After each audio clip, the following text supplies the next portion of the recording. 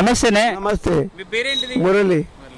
మీ మునుగోడులో ఎలక్షన్ జరుగుతుందట కదా, జరుగుతుంది. ఎందుకు వస్తున్నాయి ఎలక్షన్ ఇప్పుడు?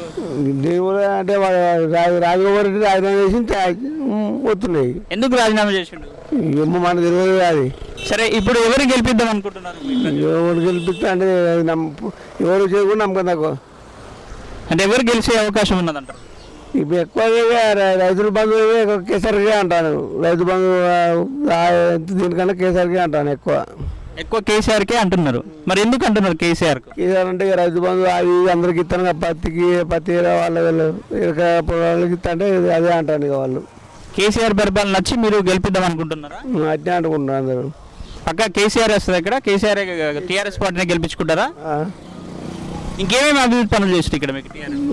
ఏం పనులు ఇప్పుడు చాలా ఇప్పుడు రోడ్లు వేస్తాను. రోడ్లు మోడీలు ఇప్పుడు రోడ్లు వేస్తాను. ఇక చేస్తారు చిన్న చేస్తారు వాళ్ళే. మరి టీఆర్ఎస్ పార్టీనే ఎందుకు గెలిపిద్దాం అనుకుంటున్నారు?